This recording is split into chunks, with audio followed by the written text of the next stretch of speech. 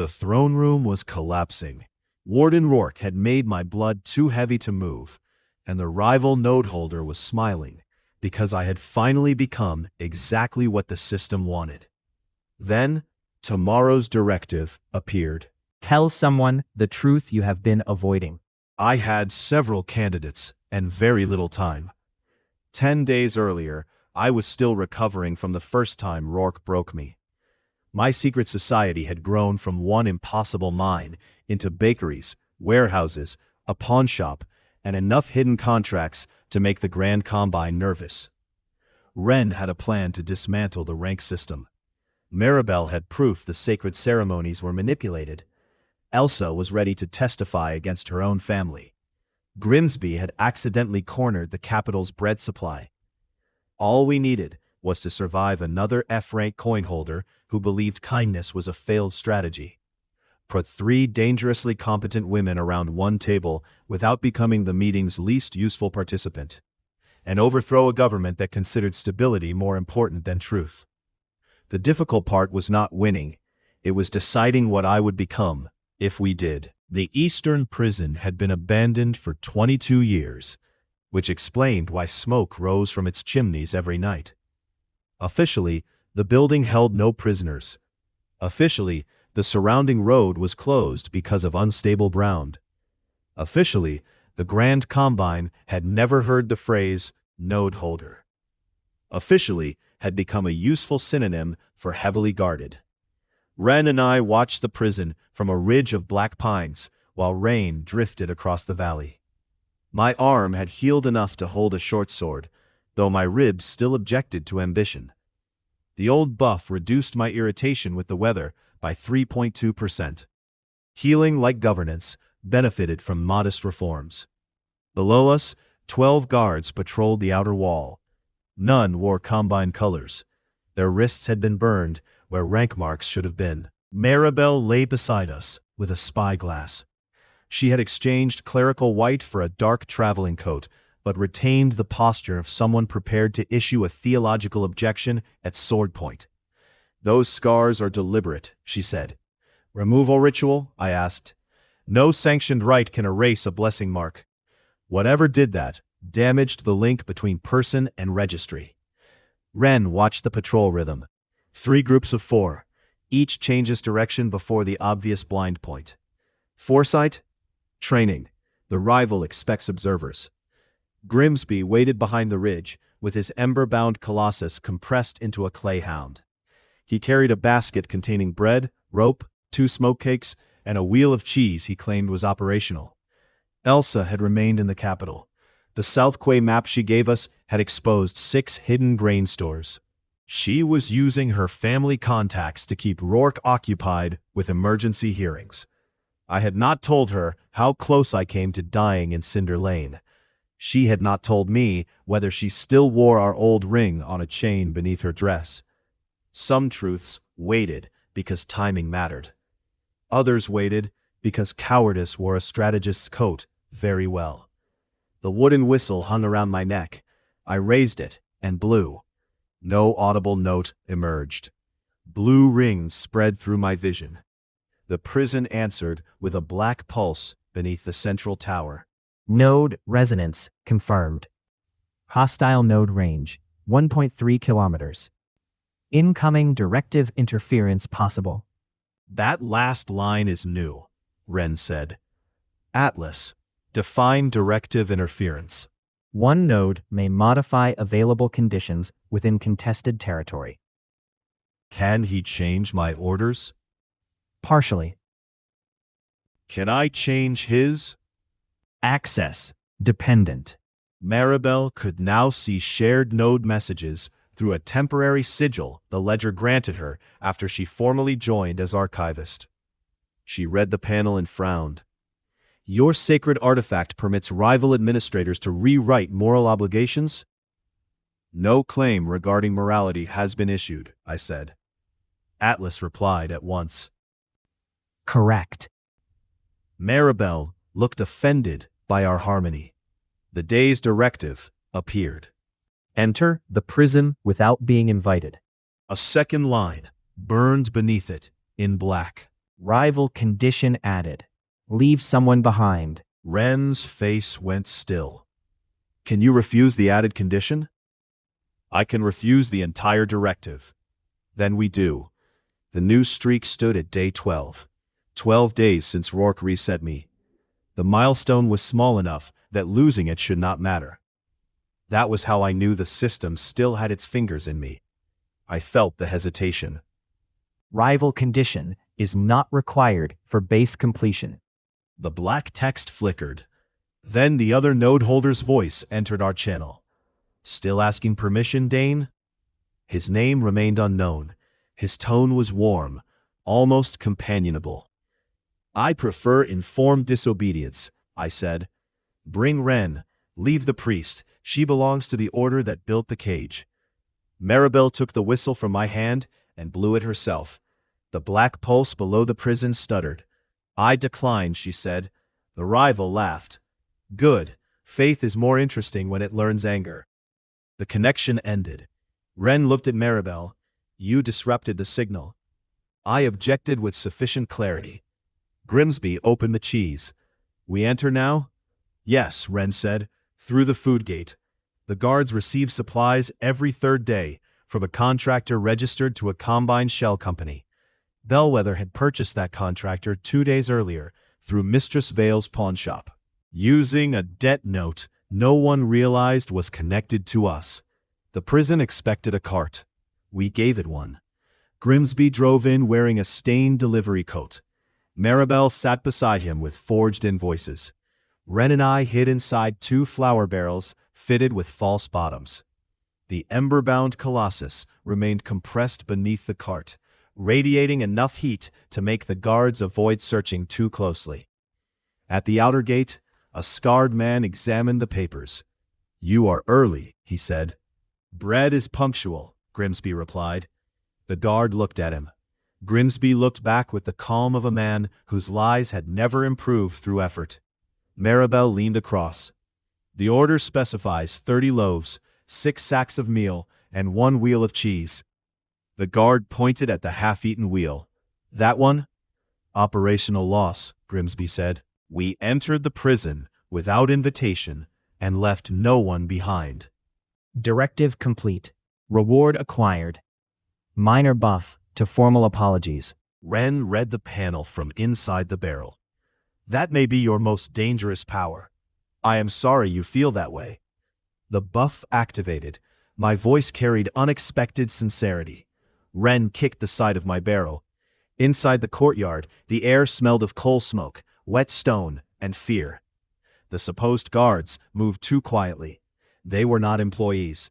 They were prisoners promoted through obedience. Copper tokens hung around their necks, but none were nameless tokens. Ordinary coins, drilled and threaded.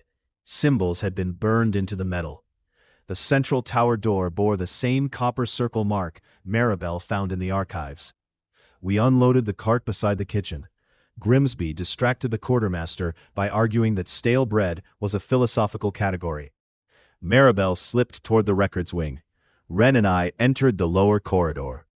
The first cells were empty. The second row was not. Men and women sat in clean gray uniforms, each with a numbered copper token. No chains, no visible guards. When we approached, they lowered their eyes together. A woman in the nearest cell whispered, "We have not been told to speak." Wren knelt at the bars. Who gives the orders? The founder. What happens if you refuse? The woman touched the scar where her rank mark had been. He gives us back to the world. I understood then. The rival had not imprisoned them by force alone. He collected people discarded by rank, erased their marks, fed them, housed them, and made obedience the price of never being abandoned again. He had built a family where love arrived as a directive. That was darker than chains, because some of them would defend it. A bell rang below us. Every prisoner stood. The black node panel opened across the corridor. Facility lockdown. Contest directive. Reach the ledger chamber. First node holder to arrive may claim local authority. Wren drew her blade. Trap. Yes. Footsteps sounded from both ends of the corridor. The prisoners were leaving their cells. Not fleeing. Coming for us. The first prisoner reached us with empty hands. He was older than my father, thin, and terrified. His fist came toward my face with no conviction at all. Wren stepped inside the blow, caught his wrist, and turned him gently into the wall. A younger woman attacked from the left. I blocked with my splinted forearm by mistake, saw stars, and used my shoulder instead. More filled the corridor. "Do not injure them," I said. "That instruction lacks practical detail," Wren replied. Local directive. Stop the intruders. Reward for compliance. 1 day of food credit. The prisoners could see it. Hunger moved through their faces before obedience moved through their bodies. That was the rival's genius. He made cruelty look like resource management. I climbed onto an empty crate. "I am sorry," I called. The formal apology buff activated. My voice carried down the corridor with impossible clarity and alarming emotional weight. Every head turned. "I am sorry we entered your home without explaining why. I am sorry the person feeding you made food conditional on violence. And I am especially sorry that I am about to damage several doors." Grimsby's ember-bound colossus punched through the corridor wall. Stone exploded inward. The prisoners froze. The construct didn't attack us. Nope, it just reached past the bars like it was some overdramatic magic show, and tore the locking mechanism from the entire cell row. Doors swung open one after another. Pretty slick, honestly.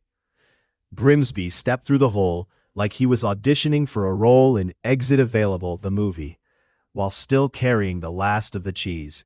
Very on brand. "Exit available," he said, but no one moved. "Seriously? What's the holdup? Chicken dinner or something?" The older guy I had blocked stared at the open doors like they were a mirage. "The founder will send us back." "Ominous much?" "Back where?" I asked. "Allocation, work camps, families who sold us." Ugh, sounds like a real joyride. "We have beds at Ashfall," Wren piped up, like she was listing off benefits of a vacation package. I glanced at her. She hadn't even bothered to ask if we could support them. She just decided we would. Solid teamwork. The rival's voice flowed from the black panel, all ominous-like. "Promises are easy when you have not counted the mouths." "Wow, thanks for the pep talk." "I run a bakery," I shot back. "Counting mouths is our entire business model." Nailed it. Grimsby nodded. "Also damaged pastries." "I mean, that's a valid point." The older man blinked between us like we were the world's weirdest comedy duo. Then the black panel displayed a new threat. Non-compliance penalty, token privileges revoked. Just brilliant. The copper tokens around the prisoners' necks began heating up like they were auditioning for a role in a sauna. People cried out and I grabbed the nearest token. Ouch. Burned my palm. The symbols weren't magical alone. They were like bad Wi-Fi, totally dependent on the local node. "Ledger chamber," Wren said. "End his control." "Right, because that's how we roll." We ran. Maribel joined us at the central stair, carrying a bundle of records like she was preparing for an exam. "He calls himself Silas Vey," she said. "F rank, registered 12 years ago. His family surrendered him to a quarry contract after his ceremony. He escaped 3 years later. A true escape artist." "How long has he had the node?" I asked. "His records begin on day 286. "Good to know. Current streak? 811. "Wow, my 12-day streak suddenly felt like a child's chalk mark." Maribel handed me a page while we descended. It listed local directives, completed by proxy. Punish refusal, remove a rank mark, deny food until obedience, force a confession, and make someone grateful. At the bottom, a reward entry was circled. Authority transfer, follower compliance may preserve holder streak. Great, just what we needed. Wren read over my shoulder. "He makes them complete his directives." Very charming. "And the system counts it. Maybe we should set up a bakery model for that." The carved warning at Ashfall returned to me. Don't let the streak choose for you. Right, gotta keep an eye on that. Silas had solved the unfairness of missed days by turning other people into extensions of himself. Sneaky little bugger. The stair ended at a copper door. 4 scarred guards waited before it, looking like they wanted to dance a tango of doom. Their tokens glowed black, feeding them temporary strength. 3 heartbeat foresight turned the narrow landing into her territory. She ducked before the lead guard swung, drove her elbow into his ribs, and used his body to block the second. Nice play. I caught a club strike on my blade with deferred impact, absorbed part of the force. My healing ribs objected. Just great. I stored the pain with interest. Maribel spoke a ceremony seal word. White light flashed across one guard's erased wrist, and for a heartbeat, his borrowed strength vanished. Oof, that's gotta sting. Grimsby did not join the fight. No, he handed his cheese to the Colossus and just sat on the stair. Why are you resting? I shouted. Too narrow. Reasonable, I admitted. The construct opened its jaws and released a thread of heat, so precise that it melted the hinges off the copper door. An efficient approach. We broke through. The ledger chamber resembled ours at Ashfall, but where our shelves held blank pages and uncertain possibilities, Silas's archive was jam-packed. Names covered the walls, hundreds of them. Talk about a crowded guest list. Each was linked by copper chains to a black book at the center. What a party. Silas Vey stood behind it. He was not the monster I expected. He looked pretty harmless, lean, plainly dressed, perhaps 30, with dark blonde hair and an old quarry scar across his jaw. His F-rank mark hadn't been removed. It shone brighter than any F mark I'd seen. Fashion goals. A nameless token slid across his knuckles. You came quickly, he said. You invited us loudly. His gaze passed over Wren, Maribel, and Grimsby. You collected impressive ranks. I wanted revenge on the quarry masters. Then on the family who sold me. Then on the registry that priced me. Each victory revealed another person above them. You know this pattern. I did. Salt Overseer, House Thorn, Grand Combine, Ceremony Order, Rourke. Every target was a door hiding a larger room. The system does not care whether our purpose is kind, Silas continued. It cares whether it is coherent. A node is a test of governance. Give discarded people random power and watch what they build. You built a prison. I built certainty. No one here is abandoned for rank. No one goes hungry when they obey. No one wakes wondering whether a gate will open. They wake wondering whether you will let them eat. Every kingdom makes food conditional. That argument should have been easy to reject. It was not.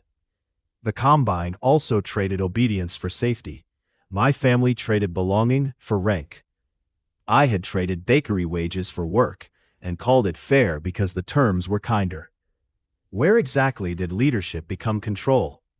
Silas saw the question in my face. You think you are different because your followers like you, he said. Because the strategist touches your hand. Because the priest admires your anomaly. Because the girl who abandoned you came back ashamed. Affection is only a softer chain when you still decide the direction. Wren's eyes moved to me. The words found every doubt I had tried to keep private.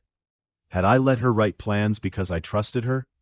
Or because her competence made my revenge stronger? Had I welcomed Maribel because truth mattered? Or because her faith legitimized me? Had I accepted Elsa's map because she was changing? Or because her guilt was useful? Silas leaned closer. You want to rule the world from the shadows, Dain. At least admit that the shadows are where you hide from hearing no. The system waited for my purpose declaration. One sentence could give us power. Any sentence. Destroy the Combine. Protect F-ranks. Build freedom. Take control. Each felt true enough to become dangerous, so I did not declare one. I reached into my pocket and removed the most useless reward from my new streak. A small paper ticket labeled, "One unattended chair may be relocated within visual range." Silas stared at it. What is that? Governance. Behind him, an empty chair moved 3 feet to the left. Its leg struck the copper chain connecting the ledger to the wall. The chain slipped from its floor groove. Local authority flickered. Wren moved in the instant before the future corrected itself. She crossed the chamber, vaulted the ledger table, and pressed her knife to Silas's throat. The weight vanished. I released deferred impact into the black book. Stored force from the guard's blows cracked its cover. Maribel slammed the archive records onto the open pages and spoke the true names of the prisoners written there. White ceremony light flooded the chains. Grimsby's colossus pulled. Every copper link tore free from the walls. Above us, hundreds of tokens went cold. Silas did not struggle against Wren's blade. He looked at me with something close to disappointment. You used a chair. It was unattended. I have people who can tell me when mine becomes theirs. That is not an answer. No, it is a safeguard. The black ledger split down the center. Silas's panel flashed. Local node collapse. Emergency transfer available. He smiled. Then his body dissolved into black light. Wren's knife passed through empty air. The nameless token fell to the floor, bounced once, and vanished before I could touch it. A final message appeared across our panel. Rival node relocated. Destination: Grand Combine Central Registry. Maribel went pale. He is going to them. No, I said, looking at the broken ledger. He is going to offer them a better cage. Freeing the prison was easier and convincing the prisoners they were free. Open doors did not erase the years behind them. Some left immediately. Some refused to move without an instruction. 12 demanded that we return Silas, because whatever else he had done, he had given them food when no one else would. 3 attacked us after the tokens went cold. We did not call them ungrateful. That would have been convenient and false. Wren organized transport to Ashfall. Maribel recorded names and restored temporary registry marks where she could. Grimsby distributed bread until his operational cheese finally became lunch. I stood in the courtyard and promised beds, food, and the right to leave. An older woman asked, "What do you want in return?" "Help if you choose to give it. And if we do not, then you eat anyway." She watched me for a long time. That is a poor way to build loyalty. I am testing a new model. By sunset, 46 people came with us. 21 walked away toward towns, relatives, or roads they chose themselves. 7 remained in the prison because leaving felt more frightening than staying. We left supplies, and the outer gate unlocked. Silas would have called that inefficiency. It was also the first decision of the ledger below that produced no reward notification. I was relieved. The Grand Combine convened an emergency session the next morning. Rourke declared the Eastern Prison a hostile anomaly site. House Thorne's grain scandal expanded into a formal inquiry. The ceremony order suspended Maribel, then discovered suspension was difficult to enforce when the suspended cleric possessed half the archive, and an SS-rank baker delivered her meals through walls. Silas disappeared inside the Central Registry. We had perhaps 4 days before he convinced the Combine that node authority could preserve their system more efficiently than rank alone. So Wren called a meeting.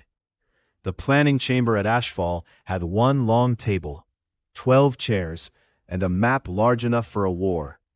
I arrived early and still discovered that Wren had rearranged everything. Maribel sat on the left, with ceremony records stacked by date. Elsa sat on the right, with shipping ledgers and 3 letters stolen from her father's study. Wren stood at the head of the table. My usual chair had been moved to the side. "Unattended?" I asked. Wren did not smile.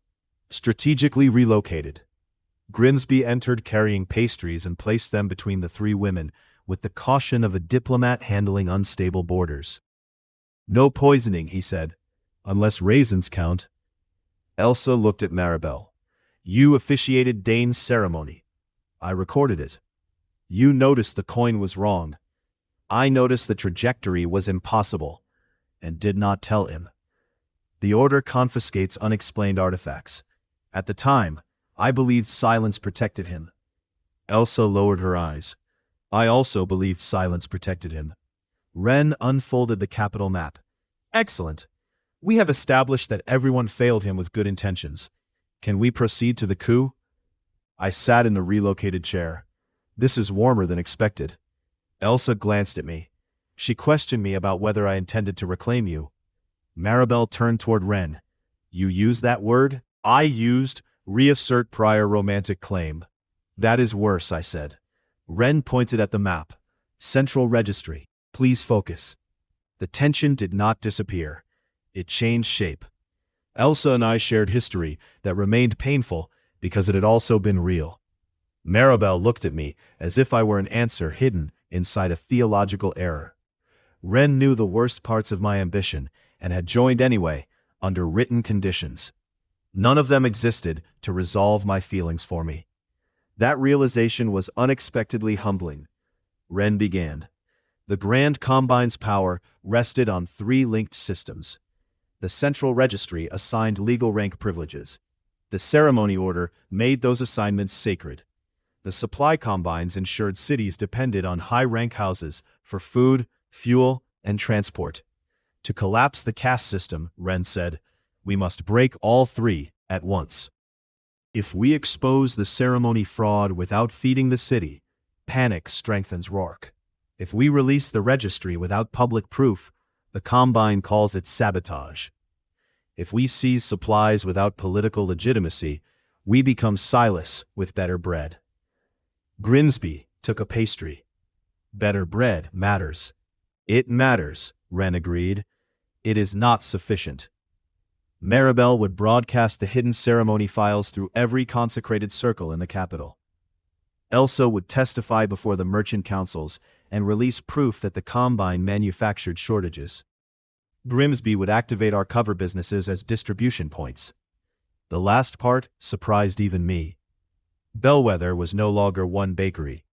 Through debt purchases, emergency contracts, and Grimsby's alarming popularity with hungry clerks, it controlled 9 bakehouses, 2 mills, a river warehouse, and Mistress Vale's pawn network. We had acquired half of them accidentally through rewards labeled Property Issue Resolution. Grimsby had also traded damaged pastries for coal rights. How much of the capital's food can we distribute? I asked. He shrugged. 1/3 immediately. Half if people accept ugly bread. People accept ugly governments, Elsa said. Bread should be manageable. Grimsby pointed at her. Useful. Wren continued.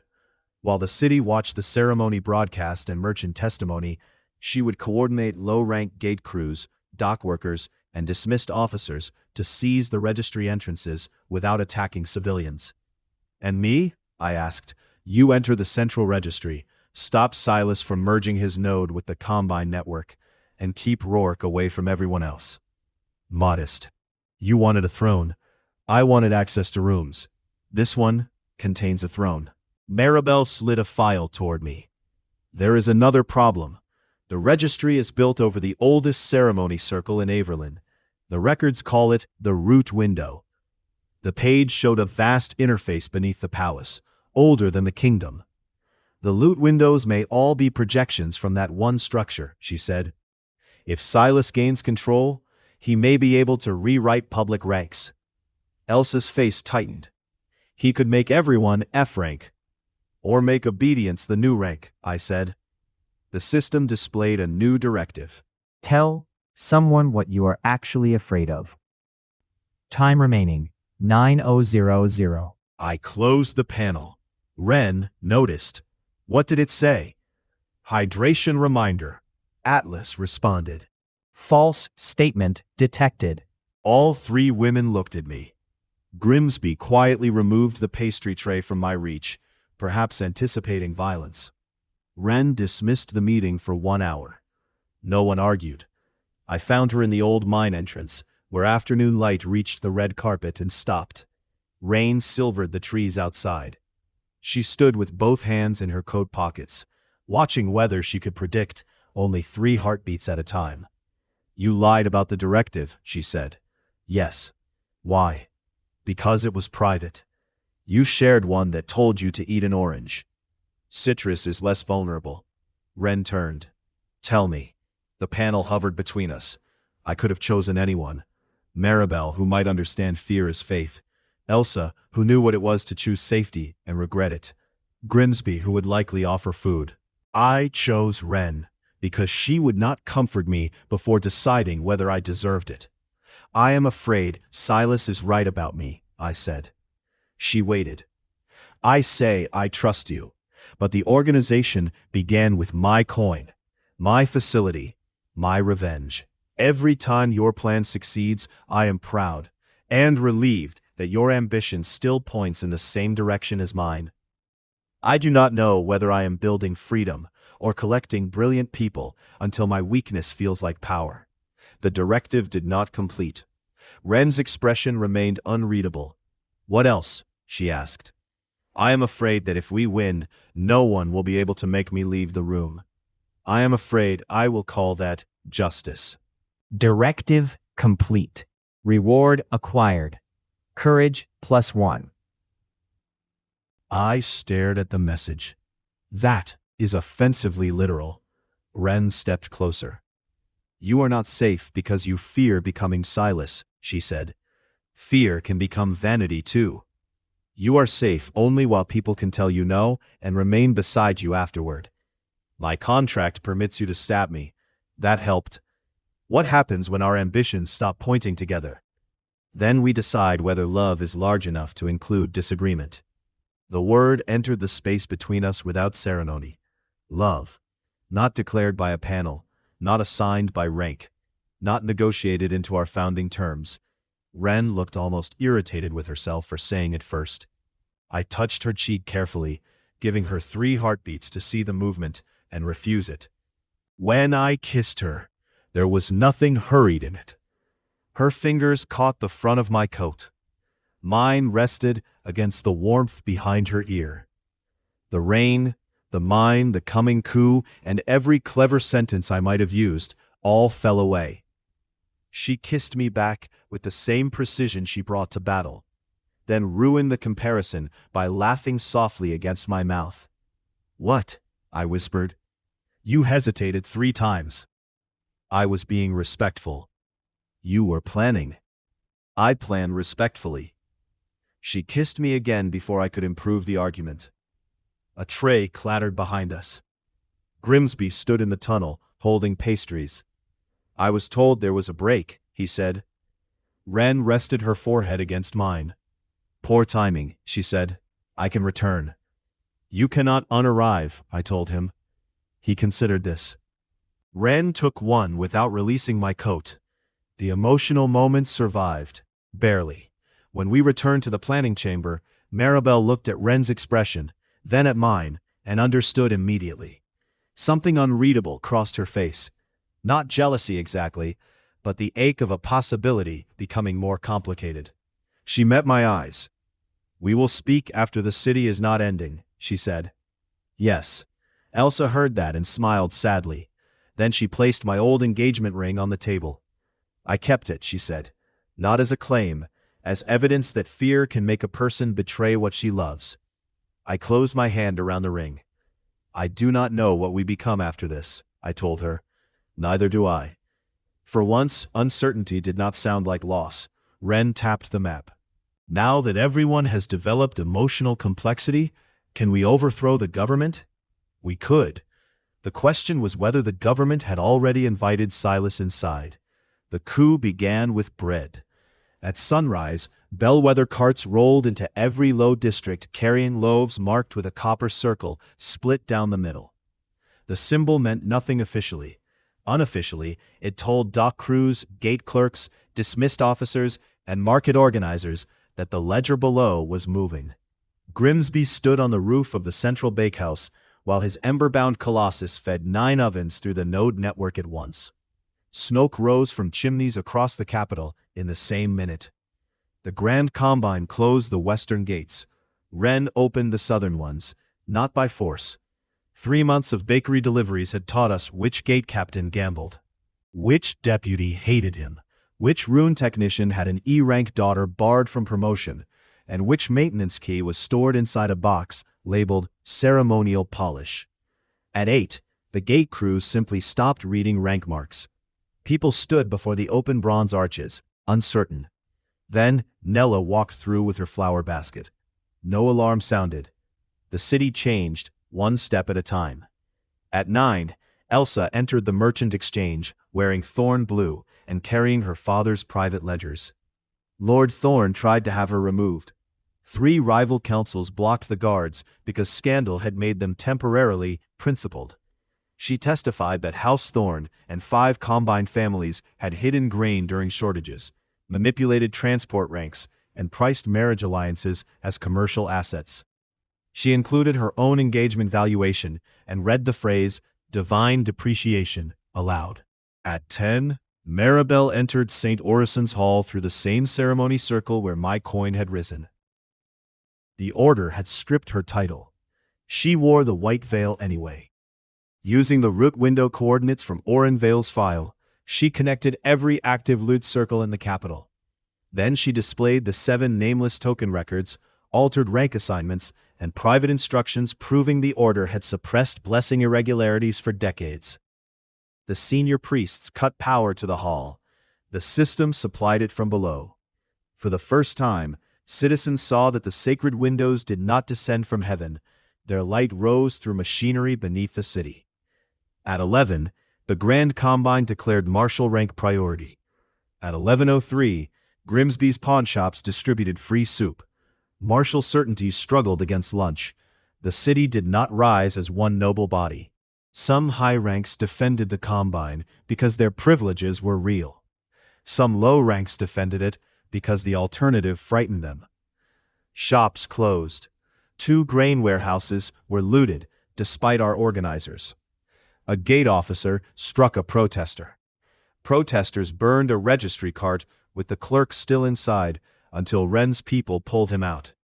Revolutions become less attractive when they acquire smells. Smoke, sweat, blood, wet flour.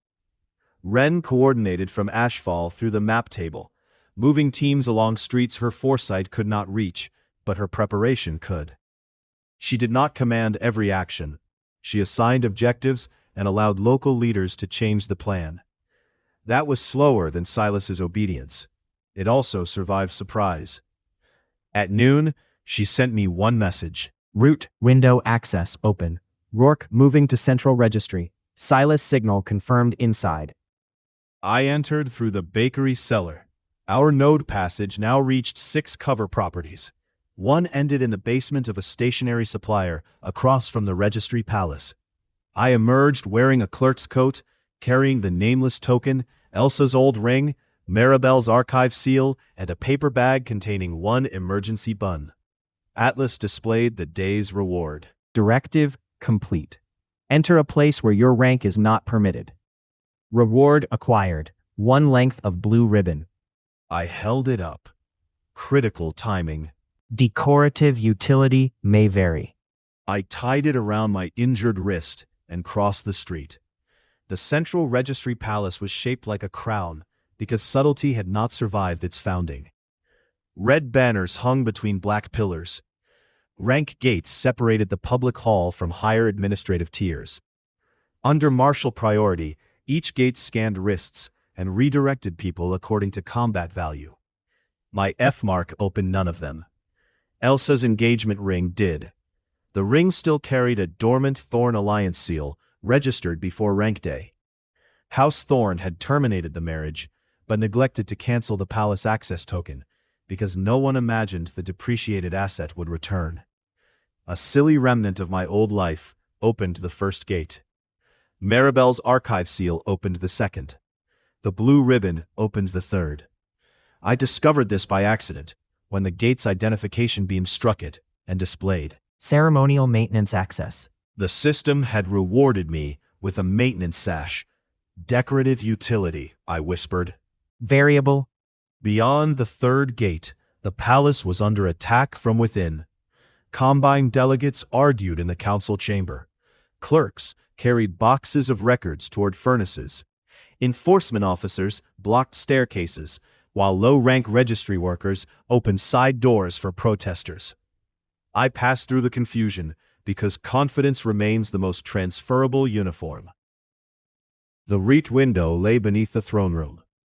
I reached the final stair as Warden Rourke stepped from the opposite corridor. His face had healed from Cinder Lane.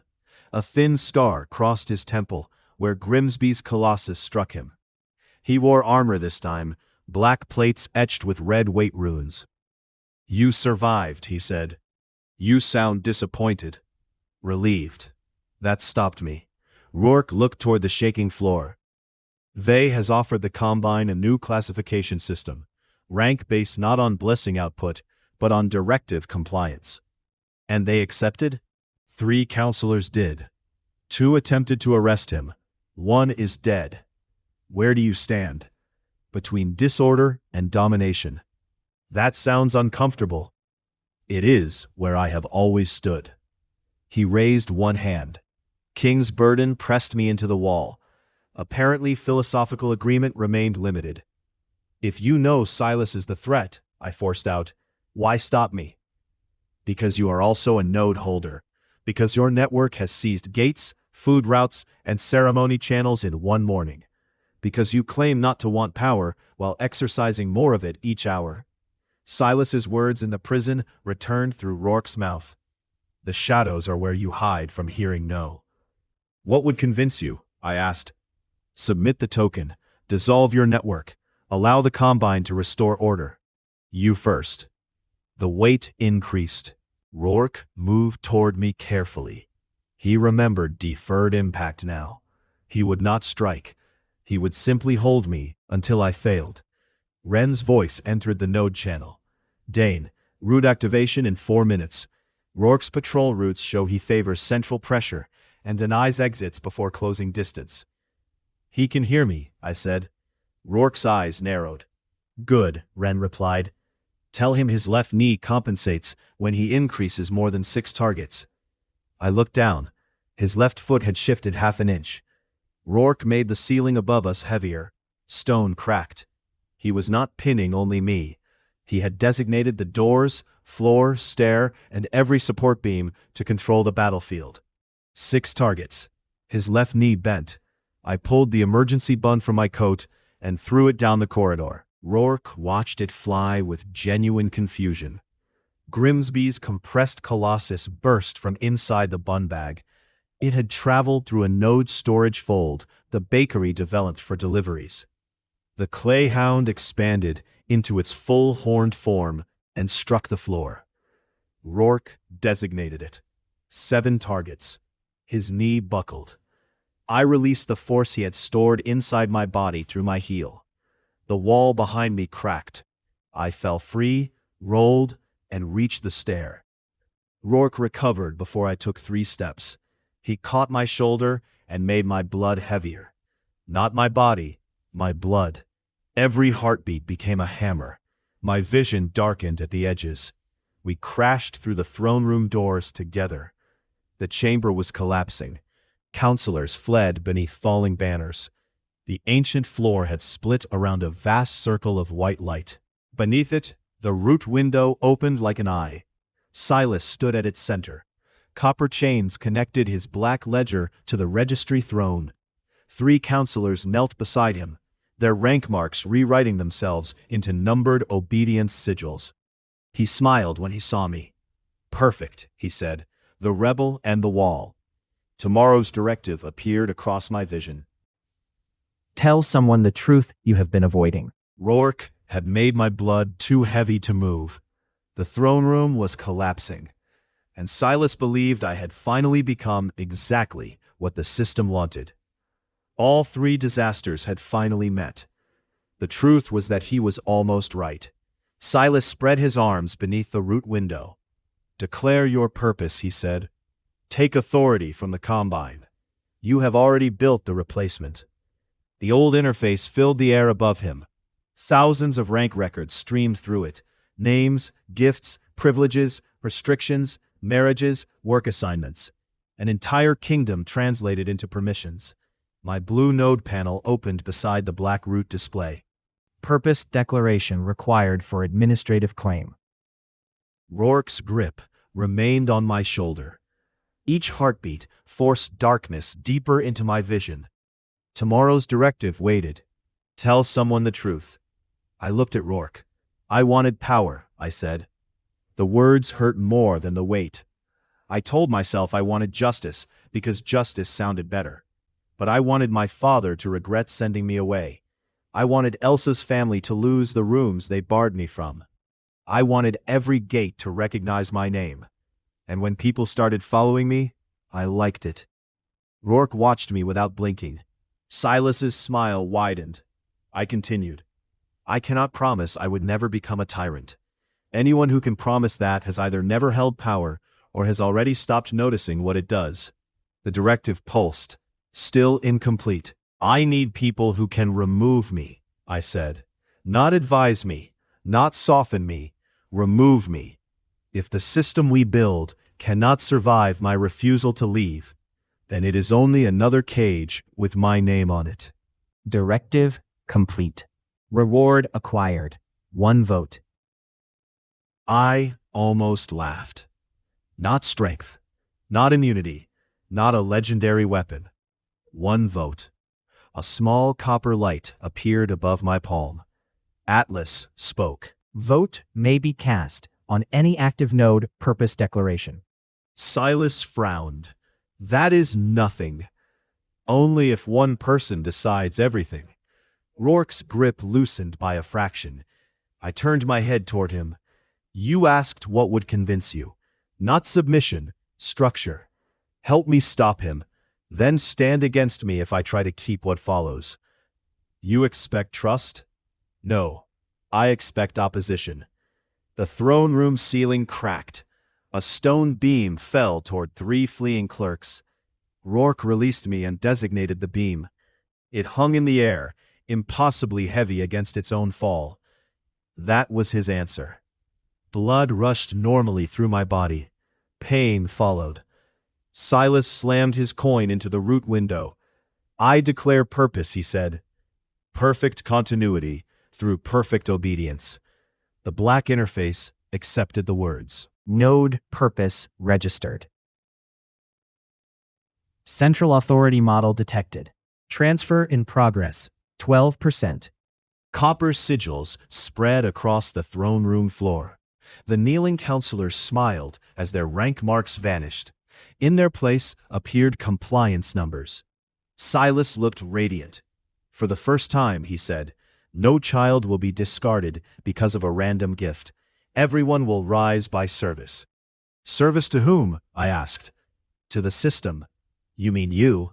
At first, there it was. Every permanent cage begins with temporary necessity. Rourke stepped between Silas and the fleeing clerks. King's burden struck the copper chains. They crashed to the floor, but did not break. The root window fed them authority from every registry in the capital. Silas raised one hand. A local directive appeared before Rourke. Kneel to preserve civil order. Reward continued authority. Rourke read it. Then he made the directive panel too heavy to remain in the air. It shattered against the floor. I have knelt to stability my entire life, he said. It has never once knelt back. Silas's expression hardened. The transfer reached 24%. Wren's voice entered my mind. Dain, I can see the root pulse, 3 heartbeats before each transfer increase. Maribel is still connected through St. Orison's circle. Elsa has the merchant seals. Grimsby controls the supply nodes. 4 people, 4 independent points of power, not followers waiting for my purpose, partners already exercising their own. I opened the ledger below through the coin. Atlas, submit a purpose for distributed vote. State proposed purpose. Silas laughed. You cannot form a kingdom by committee in the middle of a collapse. I am not forming a kingdom. The words arrived one by one. No person may be used to complete another person's directive. Every member may refuse. Every member may leave. Authority exists to preserve that choice and expires when it does not. The panel remained blue. Then 4 names appeared. Wren Calloway. Vote available. Maribel Voss. Vote available. Grimsby Oat. Vote available. Elsa Thorne. External stakeholder vote available. Silas stared. She is not a node member. No, I said. She is affected by the outcome. I cast my single copper vote. Approve. Wren voted next. Approve with revision rights. Even now, Maribel's vote arrived through the ceremony network. Approve pending public archive access. Elsa's came through the dormant alliance ring in my hand. Approve, provided no house retains hereditary privilege. We waited for Grimsby. The transfer reached 38%. Grimsby, I said through the channel. Chewing sounded. Question long, he replied. Approve or reject. Can members still receive meals? Yes. Approve. Distributed purpose registered. Consensus model detected. Root conflict initiated. The blue and black interfaces collided. Across the Capitol, every loot window ignited. Citizens saw 2 declarations written above the streets: perfect obedience or the right to refuse. The root window did not choose for them. It asked. Votes began arriving by the thousands through public ceremony circles, registry desks, gate scanners, and blessing marks. High ranks, low ranks, clerks, soldiers, bakers, people who had never been asked whether the system governing them required consent. Silas screamed and seized the black ledger. Authority cannot function this way. People choose badly. Yes, I said, including us. The black chains lashed outward. One wrapped around Rourke's arm and converted his weight field into root authority. Another struck me across the chest, reopening a rib. Deferred impact stored the force, but the initial injury remained brutally honest. Rourke pulled against the chain. End it, he ordered. Wren counted in my mind. Pulse in 3, 2, 1. At the pulse, Rourke made Silas's ledger heavier. The black book dropped 1 inch. That inch broke the alignment with the root throne. Maribel severed the ceremony seal from across the city. Elsa activated every merchant counter seal at once, flooding the registry with contradictory ownership claims. Grimsby opened the node supply passages and sent thousands of loaves through administrative intake gates. Bread poured into the throne room. No one had planned that part. The floor became covered in rolls. Silas slipped. Wren would later insist this did not count as a strategic contribution. I disagreed. He caught the throne, but the black ledger tore from his hands. I crossed the space between us. Silas struck me with a copper chain. I accepted the blow, stored it, and drove my palm into the ledger's cracked cover. Every force I had carried since entering the palace released at once. Rourke's weight, the chain, the falling wall, my own impact against every gate that had refused me. The black ledger split. Silas fell backward into the root light. I caught his wrist. For a second, he hung above the vast interface, his nameless token spinning in the white void below. Let go, he said. Not an order, a plea. You said people should be allowed to leave. Not like this. I pulled him up. He stared at me, shocked and furious. Then one of the broken chains snapped around his waist and dragged him toward the collapsing black node. Rourke caught my coat. I caught Silas with both hands. The transfer reversed. 30%, 20, 10. Silas looked past me at the public vote flooding the root window. Choice was winning, but not cleanly. Thousands rejected both purposes. Hundreds demanded restoration of the old ranks. Some voted for obedience because freedom had never fed them. You will hate what they choose, Silas whispered. Probably. Then what? We keep asking. The black node collapsed. Silas's body dissolved into dark light again, but this time no destination appeared. Rival node status unresolved. His coin vanished with him. The root window shattered across the sky. Every public gate in Averland opened. The throne room fell. Rourke held the ceiling long enough for us to escape. We emerged into a capital that had not been conquered. It had been interrupted. The Grand Combine did not vanish in a flash of justice. 3 counselors were arrested. 2 fled. 1 joined the Emergency Transition Council and immediately began arguing that reform required preserving his estate. The ceremony orders split between priests who confessed, priests who denied the records, and priests who declared that truth itself was a heresy engineered by bakers. House Thorne lost its grain charters. Lord Thorne resigned from the Merchant Council rather than testify. Elsa did testify. She moved out of the family estate before nightfall. The Western District rioted when food shipments arrived late. A registry fire destroyed pension records. 2 low-rank militias fought over an abandoned gatehouse until Wren personally disarmed both commanders and made them share the same holding cell. Freedom was not orderly. Neither was regret. My father came to Bellwether 3 days later. He stood in line. That mattered more than any apology he might have prepared. When he reached the counter, he looked at my F mark, the flower on my sleeves, and the queue stretching into the street without rank separation. I was wrong, he said. Yes. Mother hugged me in front of everyone. Corin's fox stole a pastry. We did not repair 18 years in one afternoon. We began.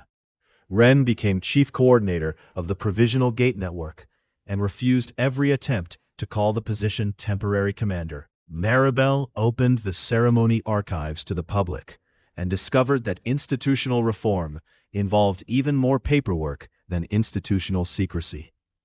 Elsa organized restitution claims for workers harmed by the hidden grain schemes.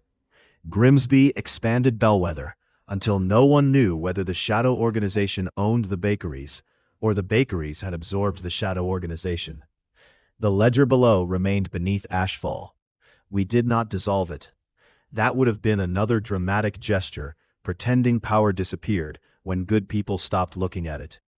Instead, we published its declared purpose, created removal rules for every role, and placed the master access coin inside a glass case, requiring 3 members to open.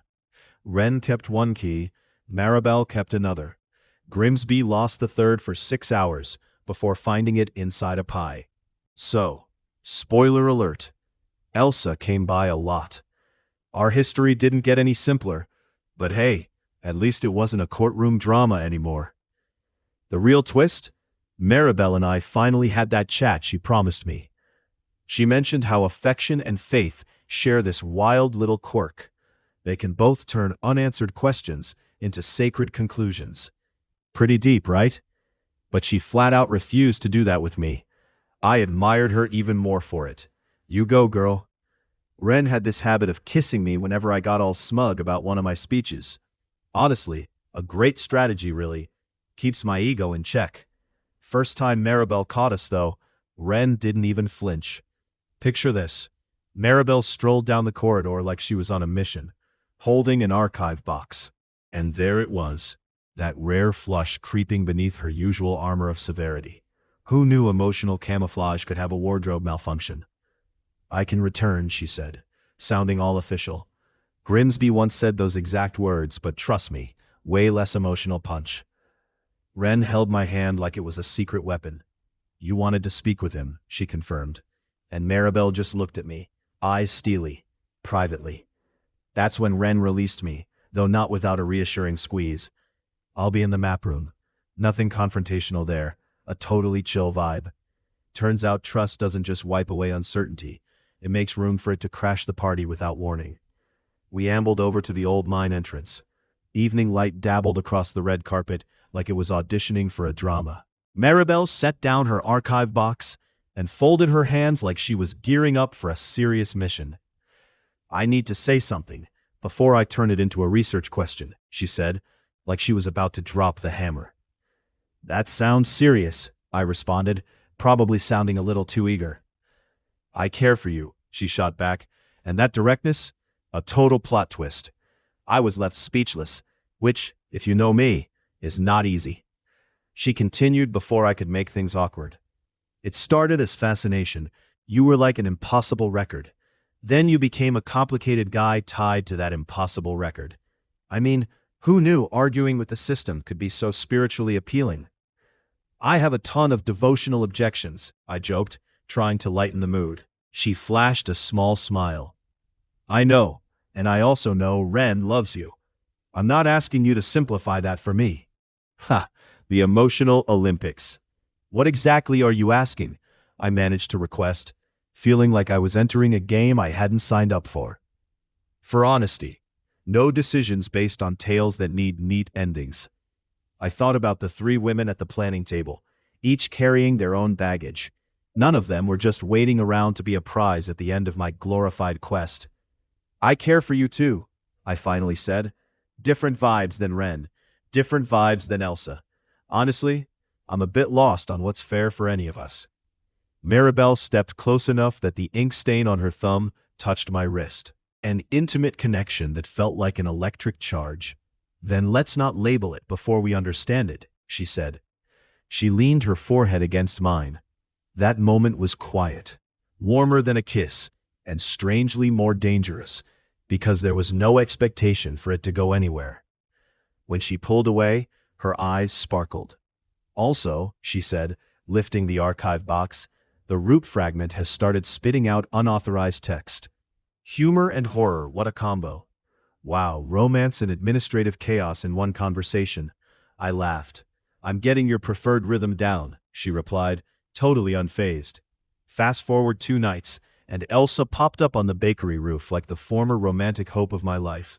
She brought the old engagement ring and 2 cups of spiced milk. A chaotic scene of rankless customers and ex-Combine clerks haggling over bread prices like it was Black Friday. "I always imagined handing this back to you," she said, twirling the ring like it was a magic trick. "Then asking you to put it back on my hand." Both fantasies were really just about erasing where I goofed up. "Well, spoiler alert, we can't undo it," I said, trying to keep the mood light. "I know," she said, looking me right in the eyes. "Do you still love me?" "I have been offered command of the Provisional Guard," he told me. "Will you take it?" "No. A man who spent 20 years enforcing rank should not design its replacement." "That is unexpectedly healthy. I will train those who do." He looked toward the glass case, holding the nameless token. "Vey is not dead." "I know. He will return when the transition becomes painful enough that obedience sounds merciful." The warning did not frighten me because it was dramatic. It frightened me because people were already tired. Freedom demanded meetings, shortages, arguments, and responsibility. Silas would offer rest. We added his unresolved status to the public ledger.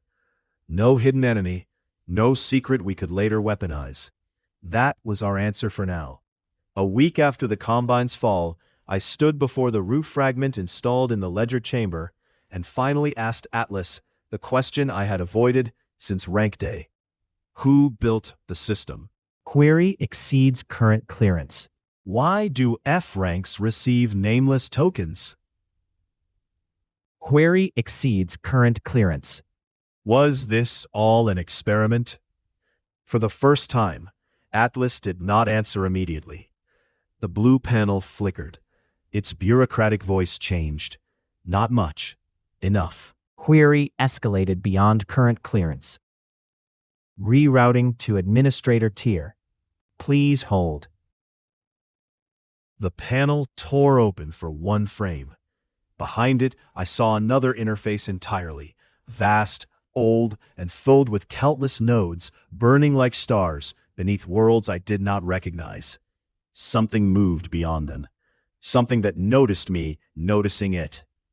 Then the image snapped shut. My familiar check-in screen returned. Day 20. Directive available. Tell someone the truth you have been avoiding. Wren stood in the doorway, behind me. What truth? She asked. I looked at the ordinary blue panel, the impossible dark beyond it, and the woman who had taught me that trust required the power to say no. I think the system just noticed us back.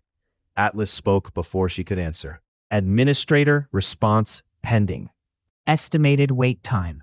Unavailable. Of course, I said. Wren took my hand. The facility lights dimmed one by one as something far below the ledger began to wake. If you want to know what answers when the God's customer service department finally escalates a complaint, stay with me. I built a shadow empire from a useless coin, random chores, and terrible drop rates. Apparently, that was only the tutorial.